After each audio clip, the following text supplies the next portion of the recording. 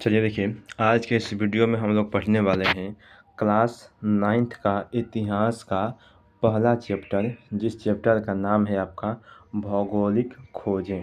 ठीक है, देखिए इस चैप्टर में हम लोग जितना भी चैप्टर का इसमें समरी दिया है, पहले हम लोग पूरा डिटेल में पढ़ेंगे। पूरे किताब में जितना भी है आपका सब कुछ पढ़ने के बाद जो आपका प्रश्न उत्तर बन रहा है मैं आपको लास्ट में करवाऊँगा। ठीक है, तो चलिए हम लोग शुरुआत करते हैं पहले थ्योरी को। देखिए, पहला प्रश्न बनता है आपका कि भौगोलिक खोजें आखिर है क्या। ठीक है, भौगोलिक खोजें किसे कहते हैं। तो लिखेंगे कि दुनिया के उन सभी क्षेत्रों, मार्गों या भूभागों का पता लगाना जिनके बारे में पहले जानकारी उपलब्ध नहीं थी, इसे ही भौगोलिक खोज कहा जाता है। देखिए, कहा कि मतलब वैसे जगहों का, वैसे क्षेत्रों का पता लगाना जिसके बारे में लोगों को जानकारी नहीं थी, उसे ही कहा गया भौगोलिक खोज। ठीक है, चलिए आगे देखिए। आगे है कहा कहता है कि भौगोलिक खोजों को प्रारंभ करने वाला देश स्पेन और पुर्तगाल थे। ध्यान रखिएगा, दो देश थे जिन्होंने भौगोलिक खोज की शुरुआत की थी। कौन कौन से दो देश थे? तो आपका स्पेन और पुर्तगाल। ठीक है, इस बात का आपको ध्यान रखना है। देखिए अगला है कि स्पेन और पुर्तगाल भौगोलिक खोजों की प्रतिस्पर्धा में इंग्लैंड, फ्रांस और जर्मनी देशों से पिछड़ते चले गए। देखिए, जिन्होंने शुरुआत किया था स्पेन और पुर्तगाल, वो क्या हुए कि इंग्लैंड, फ्रांस और जर्मनी देशों से ये पीछे होते हुए चले गए। और देखिए इसके बाद इंग्लैंड, हॉलैंड, फ्रांस और जर्मनी को भौगोलिक खोजों में अधिक सफलता मिली थी। ठीक है, यानी कि इन सभी देशों को अधिक सफलता मिली, बाकी जो देश शुरुआत किए थे वो पिछड़ते चले गए, पीछे होते चले गए। आगे है देखिए कि विश्व की प्रारंभिक सभ्यताओं के काल से ही व्यापार एवं वाणिज्य परस्पर संपर्क का कारण रहा है। आगे देखिए, आगे लिखेंगे कि प्राचीन एवं मध्यकाल में व्यापार के लिए मार्गों का प्रयोग यूरोप एवं एशिया के मध्य किया जाता था। देखिए, प्राचीन एवं मध्यकाल के समय में जिन रास्तों का प्रयोग होता था व्यापार करने के लिए, बिजनेस करने के लिए, वो था तो एशिया एवं यूरोप एवं एशिया के मध्य, यूरोप और एशिया के बीच के रास्ते का प्रयोग होता था। ठीक है, और जितना भी रास्ता था वो सब स्थल मार्ग था। ठीक है, केवल स्थल मार्ग से ही क्या होता था तो व्यापार होता था, कोई पानी के रास्ते नहीं जाता था कहीं पे। आगे कि ऑस्ट्रेलिया, अफ्रीका, अमेरिका तथा एशिया के अन्य हिस्से में जल जीवन तो विद्यमान था, लेकिन शेष विश्व से उनका जुड़ाव नहीं था। देखिएगा कि जैसे ऑस्ट्रेलिया हो गया, अफ्रीका हो गया, अमेरिका हो गया तथा एशिया के अन्य हिस्से हो गए जैसे भारत हो गया। ठीक है, इन सभी देशों में जल जीवन तो था, लोग रहते तो थे, लेकिन दूसरे देश के लोगों से, अन्य देश के लोगों से इनका मतलब जुड़ाव नहीं था, लगाव नहीं था, पता नहीं था कि यहाँ भी लोग रहते हैं। ठीक है, अगर देखिए नोट में लिखेंगे कहता है कि पुर्तगाली यात्री मार्को पोलो ने विजयनगर राज्य साम्राज्य की समृद्धि एवं चीन के शासक कुबलय खां के दरबार के वैभव का वर्णन अपने यात्रा वृत्तांत में किया हुआ है। देखिए कहता है कि पुर्तगाली यात्री मार्को पोलो, आपसे प्रश्न पूछेगा कि मार्को पोलो कहाँ का यात्री था, तो पुर्तगाली यात्री था। ठीक है, इसने अपनी यात्रा वृत्तांत में विजयनगर के समृद्धि एवं चीन के शासक कुबलय खां के दरबार में वैभव का वर्णन किया हुआ है। ठीक है, आगे देखिए, आगे है कि मध्यकालीन यूरोपीय इतिहास, मध्यकालीन यूरोपीय इतिहास को हम लोग पढ़ेंगे। यह सामंती प्रवृत्तियों का काल था। देखिए, जो मध्यकालीन था वह कैसा काल था तो सामंती प्रवृत्तियों का काल था। ठीक है, अब सामंती प्रवृत्ति क्या होता है? देखिए, सामंती प्रवृत्ति कहने का मतलब जैसे मान लीजिए कि ज़मीन आपका है, ठीक है, उसमें आपका जो हो गया क्या, तो आप उसमें जितना भी जो भी अन्न उपजा रहे हैं, ठीक है। जो भी खेती कर रहे हैं आप, उसमें जो भी अन्न उपजा रहे हैं, वो सभी का सभी अन्न किसको मिलेगा? राजा को मिलेगा। किसको मिलेगा? तो राजा को मिलेगा। ज़मीन आपका, मेहनत आपने किया, सब कुछ आप किए, लेकिन उसका असली मालिक कौन होगा? तो राजा होता था। ठीक है। अब ये राजा के ऊपर निर्भर करता था कि आपने मेहनत किया है, ठीक है, तो आपको कुछ अन्न दिया जाए आपके खाने के लिए। ये उसके ऊपर होता था कि वो आपको कितना अन्न देगा और कितना नहीं देगा। ठीक है। तो यही होता था सामंती प्रवृत्ति। आगे कि इस काल में न तो व्यापार वाणिज्य गतिशील था और न ही धर्म का स्वरूप मानवीय एवं उदार था। देखिए, मध्यकाल में कोई भी व्यापार गतिशील में नहीं था, यानी गति में नहीं था। ऐसा कोई व्यापार नहीं था जो गति में हो, वो अच्छा चल रहा हो। ऐसा कोई व्यापार नहीं था, ऐसा कोई भी बिजनेस नहीं था मध्यकाल के समय में। और ना ही धर्म का कोई स्वरूप था। धर्म का कोई भी स्वरूप, कोई भी रूप मानवीय नहीं था कि हिंदू है, मुस्लिम है, सिख है, ईसाई, ऐसा कोई धर्म प्रमुख नहीं था उस समय में। ठीक है। देखिए आगे की, पृथ्वी के बारे में ज्ञान अल्प एवं अंधविश्वास से युक्त था। पृथ्वी के बारे में अगर बात करें तो उनको ज्ञान जो है पृथ्वी के बारे में बहुत ही कम था, और साथ ही साथ अंधविश्वास से भरा हुआ ज्ञान था। जो थोड़ा बहुत ज्ञान था भी तो वो अंधविश्वास से भरा था। ठीक है। देखिए, इस काल में लोगों को विश्वास था कि पृथ्वी चपटी एवं समुद्र में अधिकतम दूरी पर जाने पर पृथ्वी के किनारे से गिरकर अनंत में विलीन हो जाने का भय बना रहता था। देखिए, मध्यकाल में लोगों को यह विश्वास था कि जो पृथ्वी है वो कैसी है? तो चपटी है। ठीक है। और समुद्र में अगर हम अधिक दूरी पर जाते हैं तो समुद्र के किनारे से गिर जाएंगे और गिरने के बाद हमारा मृत्यु हो जाएगा। यह डर उनके मन में बैठा रहता था। ठीक है।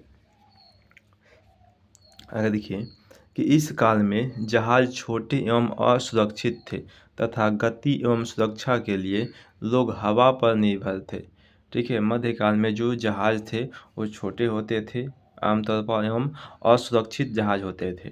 ठीक है। और गति के लिए इसमें हवा पर निर्भर होते थे, यानी कि हवा जिस दिशा में बह रहा है उसी दिशा में ही नाव चलती थी। आगे देखिए, आगे है कि इस काल में लोगों को दिशा सूचक यंत्र का ज्ञान भी नहीं था, जिसके कारण नाविकों को दिग्भ्रमित होकर समुद्र में भटक जाने का भय बना रहता था। देखिए, मध्यकाल में लोगों को दिशा सूचक यंत्र का कोई ज्ञान नहीं था। ठीक है। जो दिशा सूचक यंत्र होता है उसका कोई ज्ञान नहीं था। जैसे कंपास हो गया, कंपास क्या होता है? तो दिशा सूचक यंत्र होता है, लेकिन कंपास का ज्ञान उस काल के लोगों को नहीं था। देखिए, राज्य की ओर से भी इन समुद्री यात्राओं के लिए किसी प्रकार की भी सहायता नहीं दी जाती थी। देखिए, राज्य की ओर से भी कोई सहायता नहीं मिलती थी। जैसे अगर कोई नाविक जा रहा है समुद्र में, अगर किसी कारणवश उससे अगर कुछ हो जाता है, उसकी मृत्यु भी हो जाती है, तब भी राज्य की ओर से कोई सहायता उसको, उसके परिवार वालों को या फिर उसको नहीं मिलती थी। ठीक है। आगे नोट में लिखेंगे कि कंपास या कुतुबनुमा दिशा सूचक यंत्र था। ठीक है। दिशा सूचक यंत्र का नाम क्या था? तो कंपास या कुतुबनुमा, दोनों एक ही नाम है, याद रखिएगा, कंपास या कुतुबनुमा। अगर देखिए आगे है कि भौगोलिक खोजों की पृष्ठभूमि।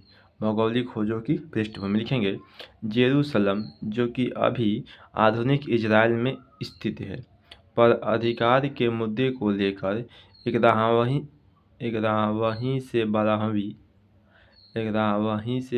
शताब्दी में धर्म युद्ध हुआ था। ठीक है। जेरूसलम पर अधिकार के मुद्दे को लेकर के कब युद्ध हुआ था? तो 11वीं से 12वीं शताब्दी में। ठीक है। आगे लिखेंगे, देखिए कि इस शताब्दी के धर्म युद्ध में यूरोपीय सामंत मध्य एशिया की नवीन शक्ति अरबों से पराजित हुए थे। अब देखिए, यह जो धर्म युद्ध हुआ था, इस युद्ध में जो यूरोप के सामंत थे, जो यूरोपीय सामंत थे वो मध्य एशिया की जो नई शक्ति थी अरबों से, वह क्या हुए थे तो पराजित हुए थे, हार गए थे। ठीक है। अगर देखिए गया कि मध्य युग में विशाल अंतर्राष्ट्रीय साम्राज्य की स्थापना अरबों और तत्पश्चात तुर्कों ने किया था। ठीक है। विशाल साम्राज्य की स्थापना किसने किया था तो अरब, और साथ में कौन, उसके बाद कौन किया था तो तुर्क ने किया था। ठीक है। किसने किया था तो अरबों और तुर्कों ने। 15वीं शताब्दी के 5 दशक पूर्व, ठीक है, 5 दशक का मतलब 50 साल, ठीक है, तक यूरोप और एशिया के मध्य व्यापार कुस्तुनतुनिया के मार्ग से होता था। देखिए, 15वीं शताब्दी के 5 दशक पूर्व तक जो एशिया और यूरोप के मध्य जो व्यापार होता था, जो बिजनेस होता था, वह कुस्तुनतुनिया के रास्ते होता था। ठीक है। देखिए आगे कि 1453 ईस्वी में कुस्तुनतुनिया पर तुर्की आधिपत्य से यूरोपीय व्यापारियों के लिए इन मार्गों से व्यापार करना निरापद यानी कि सुरक्षित नहीं रहा। देखिए, 1453 में जो कुस्तुनतुनिया रास्ता था, उस रास्ते पर 1453 ईस्वी में तुर्की ने क्या किया तो कब्जा कर लिया था, और बोला कि जो भी व्यापारी अगर इस रास्ते से जाएगा उसको क्या करना पड़ेगा तो टैक्स देना पड़ेगा, उसको टैक्स देना पड़ेगा। अगर टैक्स नहीं देगा तो हम नहीं जाने देंगे। ठीक है। या तो उसको मार कर वहीं पर फेंक देता था। कहता था कि अगर तुमको कुस्तुनतुनिया के रास्ते से व्यापार करना है तो आपको टैक्स देना ही होगा। ठीक है। कब तो 1453 में किसने अधिकार किया था तो तुर्कियों ने। अगर देखिए, यूरोप वासियों ने कंपास का ज्ञान अरबों से सीखा था। देखेंगे जो यूरोप वासी थे वो कंपास का ज्ञान कहाँ से सीखे थे तो अरब से। अगर देखिए अगर कि इटली, स्पेन और पुर्तगाल के समुद्र तटीय इलाकों में नाव निर्माण कला में परंपरागत पद्धति की जगह खांचा पद्धति विकसित हुई। देखिए, इटली, स्पेन एवं पुर्तगाल, इटली, स्पेन एवं पुर्तगाल के जो समुद्र तटीय इलाका था, ठीक है, यानी कि समुद्र के सटे हुए जो इलाका था, वहाँ पर जो परंपरागत नाव बनता था जो पुराने समय में, उससे बदल करके कुछ वैज्ञानिक तरीकों से इन्होंने नाव को बनाना शुरू कर दिया। अब देखिए आते हैं हम कैरावल, नाम तो सुना ही होगा कैरावल। देखेंगे एक नई किस्म की हल्की एवं तेज चाल से चलने वाले जहाज को कैरावल कहा जाता था, जिसका निर्माण पुर्तगालियों ने किया था। तो प्रश्न आपसे बन सकता है कि कैरावल का निर्माण किसने किया था तो पुर्तगालियों ने।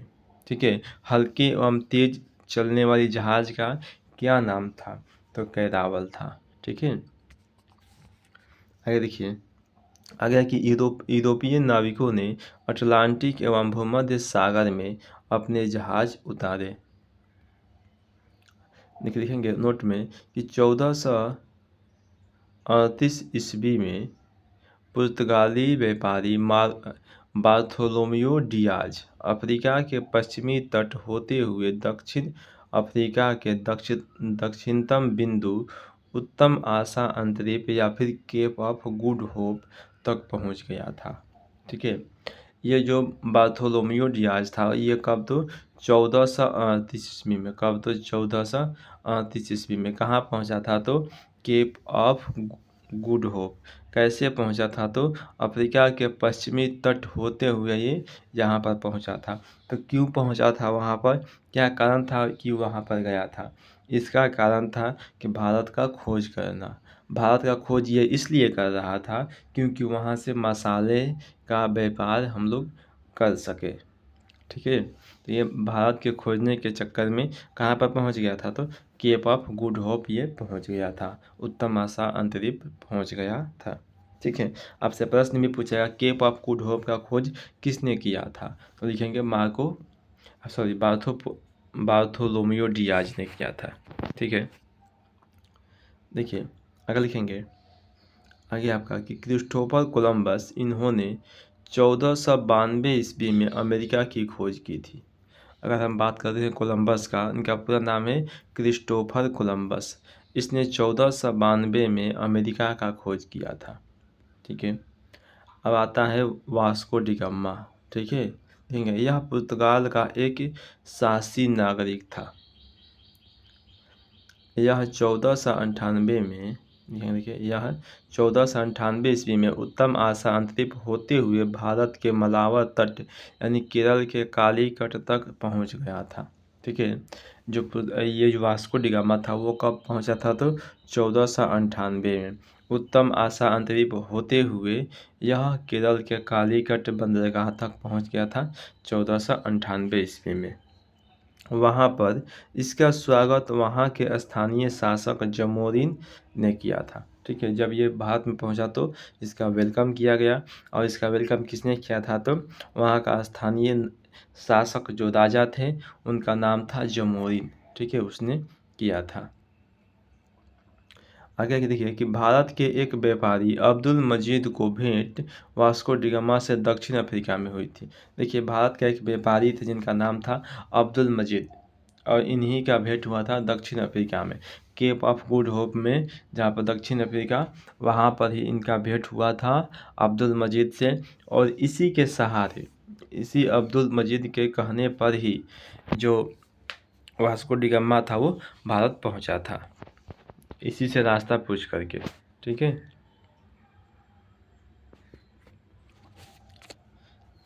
कितना है अभी? थोड़ा सा इसमें हो गया और चलिए ठीक है, यहीं पर हम आप लोगों का आज समाप्त करते हैं। इसके आगे हम आपको अगले वीडियो में बताएंगे। ठीक है, चलिए।